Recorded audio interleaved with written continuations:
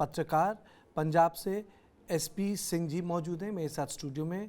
मेरे राजनीतिक संपादक ब्रजेश पांडे और कार्यकारी संपादक पंकज कुमार मौजूद हैं। सबसे पहले मोहित, आपके पास इस वक्त क्या स्थिति है?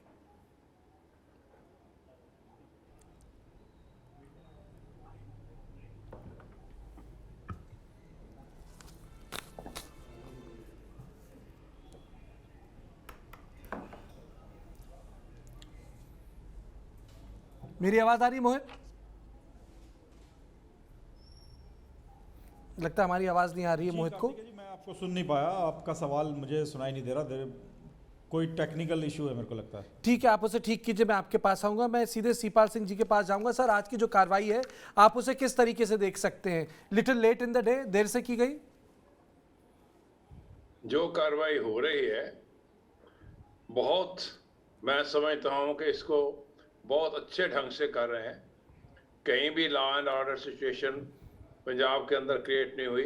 जगह जगह के अंदर उन्होंने अपने साथ पैरामिलिट्री फोर्सेस लगाकर फ्लैग मार्च किया है और जो खतरा था कि उसको अरेस्ट करने पे कोई ना कोई अफरा तफरी पड़ जाएगी, law and order situation create हो रही, उसको संभालने के लिए पहले से जो उसके साथ वाले आदमी थे जो रेडिकल माइंडसेट के थे, उनको अरेस्ट करके उन्होंने पहले थोड़ा सा nip the evil in the bud, कि उनको अगर गिरफ्तार कर लेते तो उसके बाद ये लोग कोई ना कोई खड़ी कर देते बात जो साथ वाले हैं, तो पहले उनको अरेस्ट किया गया।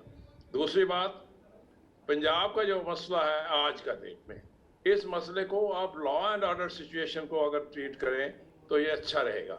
अगर इसको पॉलिटिकल मसला बना दिया गया, एक पॉलिटिकल पार्टी दूसरे को ब्लेम कर रही है, दूसरी पॉलिटिकल तीसरे को ब्लेम कर रही है, हमने ये कर दिया, हमने वो कर दिया, सबने किया है। यहाँ पे असूल है आज इन हालात के अंदर कि हम सब सपोर्ट करें लॉ एंड ऑर्डर मशीनरी को। लॉ एंड ऑर्डर मशीनरी तो वही है, वही पुलिस कांग्रेस के नीचे थी, वही पुलिस ने जब बीजेपी और उनका था उनके अंदर थी, और वही पुलिस आज आम आदमी पार्टी के रहा है। आप जब कंडेम करते हैं पॉलिटिकल पार्टीज को, साथ आप डिमोरलाइज करने की कोशिश करते हैं पुलिस को कि क्या कर रहे थे, क्या नहीं करते। उनका जो अपना इरादा है, क्या उनकी ऑपरेशनल लेआउट है, क्या उन्होंने सोचा है, किस हिसाब से चल रहे हैं, उसको वॉच करिए कि क्या ठीक चल रहा है कि नहीं। आप आज की डेट में सिर्फ कंडेमनेशन एक दूसरे को करके इस इशू को एक पोलिटिसाइज कर रहे हैं कि हमारी पार्टी ने ये कर दिया। मैं ऐसे समझता हूँ अगर इसका डोजियर पहले से ही आ गया था और उस डोजियर के साथ साथ ये साबित हो गया था कि ये आईएसआई का एजेंट है, इसके साथ पम्मा के तल्लुकात हैं, इसके साथ बाहर के कई लोगों के तल्लुकात हैं, अगर वो डोजियर आ गया था इंटेलिजेंस से, तो उसके बाद क्या एक्शन लेना था। तो उन्होंने डेफिनेटली सेंटर के साथ बात की। उन्होंने ये भी बताया कि बात करने के बाद, क्योंकि कोई इंटरनेशनल कॉन्फ्रेंस हो रही थी, ये मुनासिब नहीं समझा गया उस वक्त कि कोई एक्शन लिया जाए। सीपाल सिंह जी, एक मिनट मैं आपको रोकना चाहूँगा। एक मिनट, आप बात कर रहे हैं, लेकिन इसमें मैं चाहूँगा कि एसपी सिंह जी भी जुड़ जाएं। ऐसा तो नहीं है कि डॉसियर कल परसों आया था। इससे पहले जो वारिस पंजाब के लोग कर रहे थे, उससे बहुत एविडेंट था कि एक तरह की पॉलिटिक्स को ये आग दे रहा है व्यक्ति। अब बात आ रही है जॉर्जिया में ट्रेनिंग हुई, दुबई में ट्रेनिंग हुई, ये सारी चीज़ें यथित थी, सबके सामने थी, प्रत्यक्ष थी। जब यथित थी और प्रत्यक्ष थी तो उस वक्त कार्रवाई क्यों नहीं की गई? मतलब वो तमाशा होना था जब थाने में घुस गए, जिस तरीके से गुरु ग्रंथ साहिब की अवमानना की गई, जिस तरीके से जो नियम कायदे हैं वो पालन नहीं हुए, गुरु ग्रंथ साहिब को लेके जो है वो उसका इस्तेमाल किया गया, जो सबसे गलत बात है, वो सब सबने टीवी में देखा। आप मेरे से पूछे तो मैं जवाब दूं। मैं आप एसपी सिंह से पूछा हूं, सिंह साहब, फिर आपके पास आता हूं। अनम्यूट कर लीजिए एसपी सिंह जी, अनम्यूट कीजिए। कार्तिकेय जी, दरअसल पंजाब का मसला सिर्फ पंजाब का मसला नहीं है, ये भारत और भारत के विरोधियों का मसला है। भारत से के जो शत्रु हैं, भारत में जो अशांति फैलाने के लिए, इंटरनल डिस्टरबेंस करने के लिए पूरी तैयारी होती है, जो हमारे दुश्मन दुनिया भर में फैले हुए हैं। ये जिस तरह से गुमराह कर रहे थे, पूरी दुनिया में गुमराह हो रहा है। कुछ ऐसे देश हैं जहां पर खुल्लम खुल्ला हो रहा है।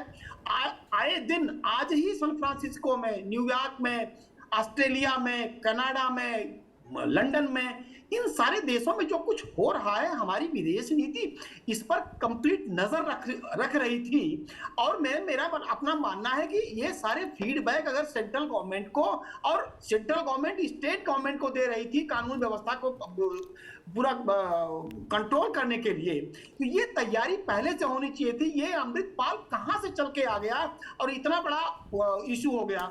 अमृतपाल कोई आज का नहीं आया, और आया तो इस पर पूरी नजर क्यों नहीं रखी गई, कंट्रोल क्यों नहीं किया गया। लेकिन मेरा अपना मानना है कि भारत सरकार के और स्टेट गवर्नमेंट की जो पूरी एजेंसीज हैं, एक तरह से अगर ये सब बाहर की बातें कही जा रही हैं, मेरा अपना मानना है जिस तरह से मैं देखता हूं सेंट्रल फोर्सेस और स्टेट फोर्सेस मिलकर जिस तरह से इस पर काम कर रही हैं या पीछे से काम कर रही थी, इसको हल्के में नहीं लिया जाना चाहिए। यही वजह थी कि 2 पुलिस अधिकारियों के आपने बयान स्टेटमेंट दिखाए, ब्रिजलाल जी के और दूसरे आईजी साहब थे पंजाब के।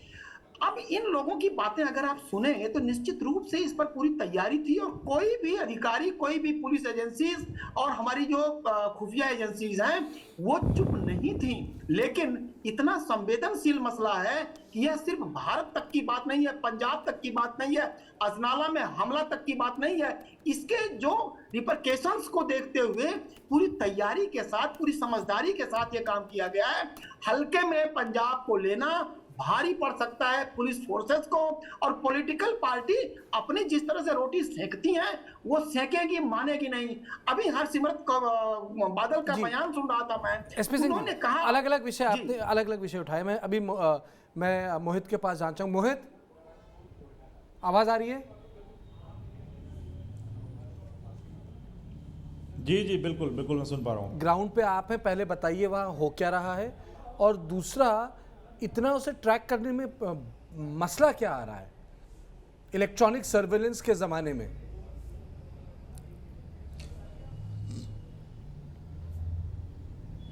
देखिए, अमृतपाल सिंह को पता था कि एक ना एक दिन उसका पुलिस के साथ इस तरह से टकराव होगा, इसलिए वो पूरी तरह से मेंटली भी प्रिपेयर था, और उसने तमाम जो प्लानिंग है कि कैसे बच के निकलना है, कैसे वो भागेगा, ये भी मेरे को लगता है उसने काफ़ी पहले से ही तय कर रखी थी। पुलिस भी अगर होमवर्क करके इस पूरे ऑपरेशन को अंजाम दे रही थी तो अमृतपाल सिंह ने भी पहले से ही होमवर्क कर रखा था। सबसे पहला काम उसने किया कि उसने अपने काफिले की एक गाड़ी को छोड़ा, अबेंडन किया, और उसके अंदर अपना मोबाइल फ़ोन छोड़ा ताकि उसकी लोकेशन को लेकर कोई भी क्लैरिटी ना मिल सके। लेकिन पुलिस ने जितने भी तमाम जो साथी साथ में चलते हैं अमृतपाल सिंह के, उन सबको ट्रेस कर रखा था, उनके नंबर डाले गए थे, ट्रेसिंग हो रही थी लगातार, और उससे भी मॉनिटरिंग हो रही थी। अमृतपाल किससे बात कर रहा था, क्या बात कर रहा था, उन सबको अच्छे से मॉनिटर किया जा रहा था। हालांकि अमृतपाल सिंह की गाड़ियों में से वॉकी टॉकी भी मिले हैं, तो उसको पता था कि कम्युनिकेशन अगर मुझे करना है अपने लोगों के साथ तो हो सकता है कि मैं फ़ोन पे बात करना सेफ़ नहीं होगा, तो वो पूरी तैयारी के साथ था। लेकिन आप जो सवाल उठा रहे हैं बहुत वैलिड सवाल है। 7 जिलों में हाई अलर्ट रखा गया था, 7 जिलों की पुलिस सड़कों पर थी, नाके लगाए गए थे, और ख़ास तौर पे मोगा और जालंधर जहां पर ये पूरा ऑपरेशन चलाया जा रहा था, वहां पर चप्पे चप्पे पर पुलिस थी। करीब 70 से 80 गाड़ियां का जो काफिला था पंजाब पुलिस का, वो पीछा कर रहा था अमृतपाल सिंह का। ऐसे में वो भाग निकलने में कामयाब कैसे हो गया, और जब उसके सभी साथी पकड़े जा चुके हैं, और तो ऐसे में अमृतपाल सिंह कहाँ है? क्या वो इतना तेज तर्रार बन चुका है, उसको पता था कि कैसे बचना है, क्या उसने तैयारियां की? आज एक खबर भी आई कि उसने अपना हुलिया बदल लिया है, लेकिन इसको पंजाब पुलिस ने कंफर्म नहीं किया, इसलिए हम उस एंगल को नहीं चला रहे हैं। लेकिन अगर उसने अपना हुलिया बदल लिया है तो कहीं ना कहीं तो वो गया होगा, उसके कहीं ना कहीं उसके हैंडलर्स हैं जो उसकी मदद कर रहे हैं, क्योंकि अकेले व्यक्ति का इस तरह से पुलिस से बचकर निकलना और उसके बाद छिपकर रहना और हुलिया बदलने की अगर बात सही है तो ये सब कुछ अगर वो कर रहा है तो वो अकेला नहीं कर रहा है। हालांकि जो उसके करीबी बिल्कुल राइट हैंड रहने वाले उसके चाचा हैं हरजीत सिंह, वो सरेंडर कर चुके हैं। जो ड्राइवर है जो मर्सिडीज़ गाड़ी पे हमेशा साथ रहता था वो भी सरेंडर कर चुका है। तो अमृतपाल सिंह कहाँ चला गया और किसके साथ है, कौन उसकी मदद कर रहा है, ये अपने आप में बड़ा सवाल है, और यही जवाब पुलिस के पास नहीं है। पुलिस की तरफ से डेली शाम को एक प्रेस नोट आता है जिसमें कहा जाता है किसी भी तरह की अफवाह अमृतपाल सिंह के ऑपरेशन को लेकर ना फैलाई जाए। वो अभी भी भगोड़ा है, भागा हुआ है, उसको पकड़ने का पंजाब पुलिस प्रयास कर रही है। और मैं मान के चल रहा हूँ कि शायद आज भी यही प्रेस नोट शाम तक आएगा कि पंजाब पुलिस का ऑपरेशन जारी है। बाकी सभी अपडेट दिए जाएंगे, लेकिन अमृतपाल सिंह की गिरफ्तारी को ये कहा जा सकता है कि वो अभी भी फरार है, जो एक रटा रटाया बयान पिछले 2 दिन से हम देख रहे हैं कि पंजाब पुलिस के द्वारा दिया जा रहा है। ठीक है, अभी आऊँगा एसपी सिंह जी, आपके पास आऊँगा। मैं चाहूँगा कि मेरे दोनों जो कोलीग्स हैं,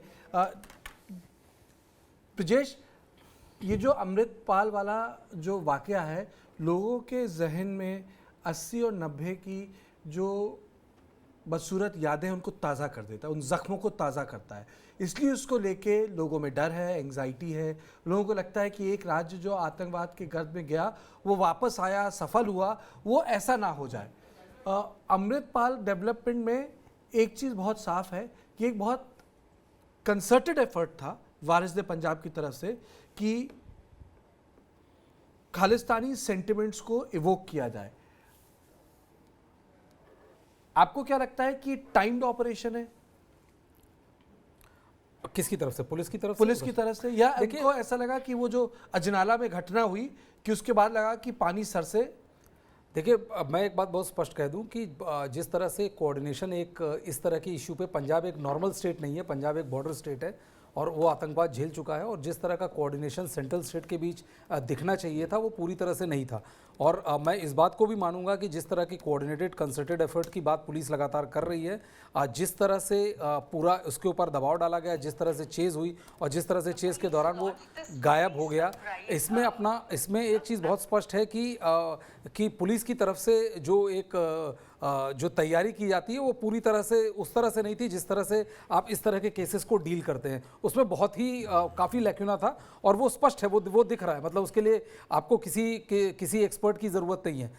ये भी फैक्ट है जो अजनारा में जो घटना हुई उसके बाद 1 महीना अलाउ करना इस आदमी को, ये अपने आप में एक लैक्सिटी मानी जा सकती है अंटिल सरकार के पास इसका कोई माकूल जवाब हो, जो अभी तक कम से कम सामने नहीं आया। मुझे लगता है कई पॉलिटिकल पार्टीज इसको पॉलिटिसाइज करने का भी कोशिश कर रही हैं, जो कि बेहद दुर्भाग्यपूर्ण है। लेकिन ऑल इन ऑल मुझे लगता है जिस तरह से इस पूरे सिचुएशन को हैंडल करना चाहिए, उस स्टेट में जो बॉर्डर स्टेट है, उस स्टेट में जिस ऑर्गेनाइजेशन को, जिसको फॉरेन फंडिंग हो रही है, जिसको सपोर्ट दिया जा रहा है, मुझे लगता है कि जिस तरह से डील किया गया, it leaves a lot to be desired. और जिस तरह से एक और मैं लाइन ऐड करना चाहूँगा कार्तिकेय, जिस तरह से कल इंडियन हाई कमीशन के बाहर घटना हुई, इससे मुझे एक पुरानी घटना याद आती है जो मुझे लगता है भारत सरकार को ज़रूर एक बहुत कड़े मैसेज के तौर पे यूज़ करना चाहिए।